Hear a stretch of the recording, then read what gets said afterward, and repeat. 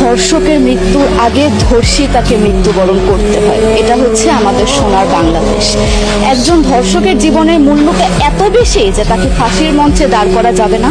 আমরা বাংলাদেশে কয়জন ধর্ষকের নাম জানি যাকে কঠোর থেকে কঠোরতম শাস্তি দেওয়া হয়েছে, যাকে ফাঁসির মঞ্চে দাঁড় করা হয়েছে? আমরা কি আদৌ কেউ জানি?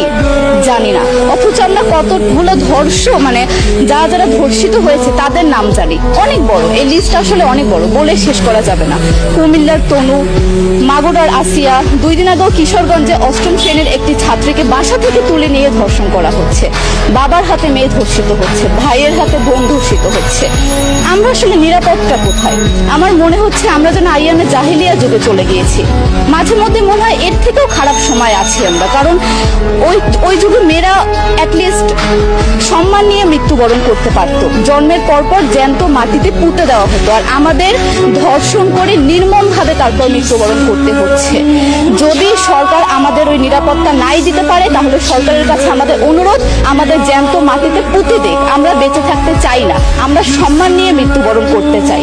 আমরা এই দেশে থাকতে চাই না যে এই দেশে আমাদের কোনো নিরাপত্তা নেই, যে এই দেশে রাস্তা দিয়ে হাঁটলে আমাদের মধ্যে একটা আতঙ্ক কাজ করে, তখন কি না কি হয়ে যায়।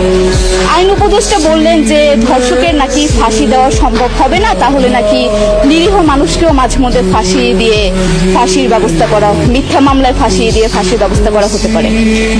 আইন উপদেষ্টার কাছে আমার প্রশ্ন, আল্লাহ না করুক আজকে যদি আপনার কাছের কেউ, আপনার বোন অথবা আপনার স্ত্রী অথবা আপনার মেয়ের সাথে যদি এরকম কোনো কিছু হতো, আপনি কি আসলে এটা বলতে পারতেন যে না, ধর্ষককে ফাঁসি দেওয়া যাবে না? কোনোদিনও পারতেন না। আপনি সবার আগে তার ফাঁসির ব্যবস্থা করতেন, সম্ভব হলে নিজের হাতে মেরে ফেলতেন। তাহলে আমাদের বেলায় কেন এত বৈষম্য? আমরা কি দোষ করেছি? আমরা কি নারী না? আমরাও তো কারো বোন, আমরাও তো কোনো বাবার সন্তান, আমাদেরও তো বেঁচে থাকার অধিকার আছে, তাই না? কিছু হলে মেয়েদের পোশাকের দোষ দেওয়া হয়। আমার কাছে প্রশ্ন, একটা 8 বছরের শিশুর মধ্যে এরকম কি থাকতে পারে যেটা একটা পুরুষকে অ্যাট্রাক্ট করবে, যেটা একটা পুরুষকে সিরিয়াস করবে?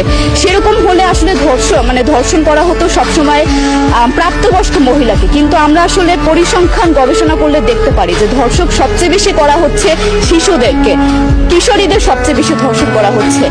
দৃষ্টিভঙ্গি পরিবর্তন করুন, চিন্তা ভাবনা পরিবর্তন করুন, ধর্ষকদের আইনের আওতায় আনুন। যদি আইন উপদেষ্টা অথবা প্রশাসন যদি ধর্ষকদের শাস্তির ব্যবস্থা না করতে পারে, আমাদের হাতে তুলে দেন, আমরা নিজেদের হাতে শাস্তি দিয়ে দিতে পারবো। এই সাহস আমাদের মধ্যে আছে। বেঁচে থাকার জন্য আমাদের যতটা কঠিন হতে হবে, আমরা কঠিন হওয়ার জন্য প্রস্তুত আছি। আমরা ফাঁসি চাই, ধর্ষকদের কঠোর থেকে কঠোরতম শাস্তি চাই। যতদিন না পর্যন্ত ফাঁসি দেওয়া হবে, যতদিন না পর্যন্ত ধর্ষকদের শাস্তির ব্যবস্থা করা হবে, আমরা আমাদের আন্দোলন অব্যাহত